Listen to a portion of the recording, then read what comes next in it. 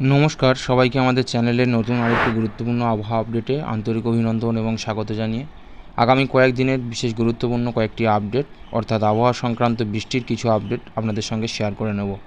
আপনারা অনেকেই জানেন যারা পশ্চিমবঙ্গের বাসিন্দা, পশ্চিমবঙ্গের উত্তরের জেলা থেকে শুরু করে পশ্চিমের জেলাগুলিতে বিক্ষিপ্ত বৃষ্টির সঙ্গে বজ্রপাত আমরা দেখেছি, যার জেরে তাপমাত্রা উত্তর থেকে পশ্চিমের জেলাগুলিতে কমলেও দক্ষিণের জেলাগুলি কিন্তু গরমের তাপদ্রায় এখনও ফুঁসছে। সেখানে তাপমাত্রা কমছেই না, অর্থাৎ বৃষ্টির কোনো লক্ষণ নেই। কলকাতা সহ দক্ষিণবঙ্গের গরমের অস্বস্তি এখনও বজায় থাকছে।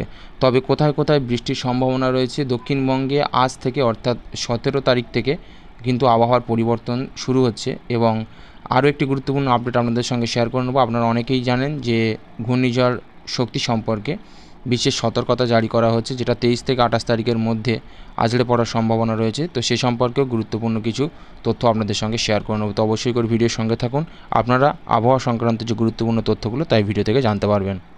তবে আজকের আবহাওয়া সংক্রান্ত গুরুত্বপূর্ণ আপডেটের বিস্তারিত তথ্য তুলে ধরার আগে আপনাদের কাছে একটা ছোট রিকোয়েস্ট, চ্যানেলে নতুন হলে আমাদের চ্যানেল থেকে নিত্য নতুন সরকারি গুরুত্বপূর্ণ অথেন্টিক স্কিম এবং সরকারি খবরাখবর পেতে হলে, পাশাপাশি আবহাওয়া সংক্রান্ত গুরুত্বপূর্ণ অথেন্টিক তথ্যগুলো সঠিকভাবে পেতে হলে চ্যানেলের সঙ্গে সাবস্ক্রাইব করে জুড়ে থাকবেন। আর যারা নতুন অবশ্যই করে আমাদের ফেসবুক পেজে জয়েন হয়ে যাবেন। যারা ইতিমধ্যেই আমাদেরকে সাবস্ক্রাইব করে আমাদের চ্যানেলের সঙ্গে জুড়ে রয়েছেন তাদেরকে অসংখ্য ধন্যবাদ আমাদের সঙ্গে জুড়ে থাকার জন্য। তো চলুন কয়েকদিনের আবহাওয়া সংক্রান্ত গুরুত্বপূর্ণ কী আপডেট রয়েছে আলিপুর আবহাওয়া দপ্তর সূত্রে তা বিস্তারিতভাবে এই ভিডিও থেকে জেনে নেওয়া যাক।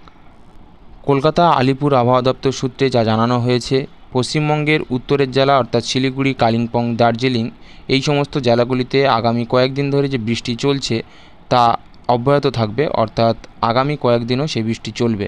তবে উত্তরের জেলাগুলির পাশাপাশি পশ্চিমের জেলাগুলি বীরভূম, বাঁকুড়া, মেদিনীপুর এই সমস্ত জেলাগুলিতে বিক্ষিপ্ত বৃষ্টি শুরু হয়েছে এবং আগামী আরও 2-3 দিন ঝড় বৃষ্টি সহ বিক্ষিপ্ত বৃষ্টি, কোথাও দমকা বাতাস 60 থেকে 70 কিলোমিটার বেগে ঝড় এবং বজ্রবিদ্যুৎ সহ বিক্ষিপ্ত থেকে কোথাও ভারী বৃষ্টির সম্ভাবনা থাকছে। দক্ষিণের জেলাগুলির কথা যদি বলা হয়, বিভিন্ন জেলার ক্ষেত্রে বিশেষ করে নদী সংলগ্ন এলাকার ক্ষেত্রে বিক্ষিপ্ত ঝড় বৃষ্টি, পাশাপাশি কোথাও কালবৈশাখীর সম্ভাবনা জারি করা হয়েছে এবং বিক্ষিপ্ত ঝড় বৃষ্টির সঙ্গে বজ্রবিদ্যুৎ সহ দমকা বাতাস সতর্কতা জারি করা হয়েছে। বিশেষ করে নজর দিতে হবে উত্তরবঙ্গের, সেখানে হাওয়া অফিসের তরফে যা জানানো হয়েছে যে আগামী শনিবার পর্যন্ত উত্তরবঙ্গের প্রায় সব জেলাতেই ঝড় বৃষ্টি হতে পারে।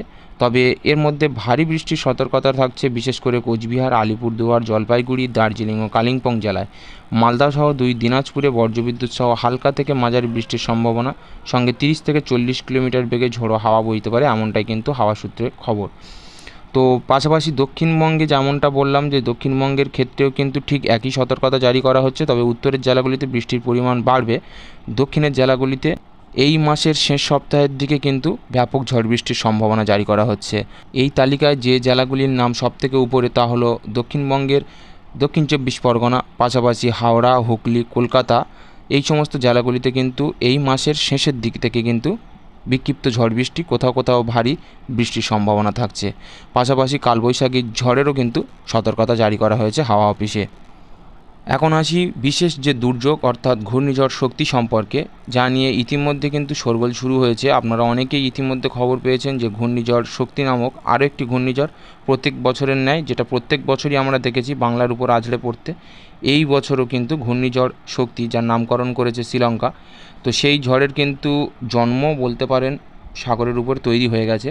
তো সে ক্রমশ কিন্তু স্থলভাগের দিকে এগিয়ে আসছে। তবে আবহাওয়া সংক্রান্ত যে সতর্কতা একদম অফিসিয়ালিভাবে কিন্তু সেটা এখনও জারি করা হয়নি।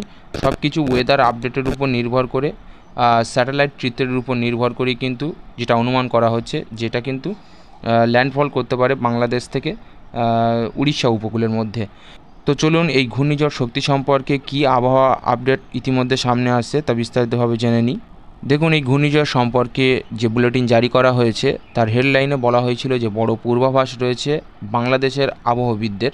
বঙ্গোপসাগরে আগামী 23 থেকে 28 মের মধ্যে তৈরি হতে চলেছে একটি ঘূর্ণিঝড়। সেটি উড়িষ্যা থেকে মায়ানমারের মধ্যে কোনো একটি জায়গায় ল্যান্ডফল করতে চলেছে, এমনই পূর্বাভাস বাংলাদেশের আবহবিদ মুস্তাফা কামাল পলাশের। আগে একবার তার পূর্বাভাস মিলেছিল তাই এবারও যদি মিলে যায় তাহলে সেই ঘূর্ণিঝড়ের নাম দেওয়া হবে শক্তি। এই নাম শ্রীলঙ্কারই দেওয়া, যদিও মৌসুম ভবনের তরফে এখনও পর্যন্ত তেমন কোনো পূর্বাভাস জারি করা হয়নি। তো যেমনটা আপনাদেরকে জানালাম, অনেকেই রয়েছেন যারা এই বিষয়টি নিয়ে, বিশেষ করে যারা দুর্গত মানুষ রয়েছে, তো তারা প্যানিক করছে বিষয়টা। দেখুন, প্যানিক করার কোনো বিষয় নেই। এখনও পর্যন্ত কলকাতা আলিপুর আবহাওয়া দপ্তর সূত্রে কোনো রকম সরকারি বিজ্ঞপ্তি বা কোনো রকম সরকারি বলতে পারেন সতর্কতা জারি করা হয়নি যেখানে, তো প্যানিক করার কোনো প্রয়োজনই নেই। এই ঘূর্ণিঝড় এখনও পর্যন্ত ভূস্থলভাগ থেকে অনেকটাই দূরে। এটা কিন্তু বাংলাদেশের আবহবিদ কামাল পলাশেরই দেওয়া। তো উনি সরাসরি যেটা জানিয়েছিলেন যে এই ঘূর্ণিঝড় যদি সত্যি তৈরি হয় তাহলে এর নাম দেওয়া হবে শক্তি এবং যার নামকরণ করবে শ্রীলঙ্কা। তো আশা করি আপনারা সম্পূর্ণ আবহাওয়া আপডেট, বৃষ্টির খবর, পাশাপাশি যে ঘূর্ণিঝড় শক্তির নিয়ে বর্তমানে যে খবর রটছে তো তার সম্পর্কে আপনারা জানতে পারলেন। আজকের এই ভিডিও আপডেট থেকে যদি আপনি উপকৃত হয়ে থাকেন, ভিডিও যদি আপনার ভালো লেগে থাকে, অবশ্যই করে লাইক করে দেবেন, ভিডিওটিকে বেশি বেশি করে শেয়ার করে দেবেন যাতে অন্যরাও কয়েকদিনের আবহাওয়া আপডেট সম্পর্কে অবগত হতে পারে। আর আমাদের চ্যানেলের সঙ্গে নিত্য নতুন সরকারি গুরুত্বপূর্ণ আপডেটগুলো পেতে হলে চ্যানেলের সঙ্গে সাবস্ক্রাইব করে জুড়ে থাকতে পারেন।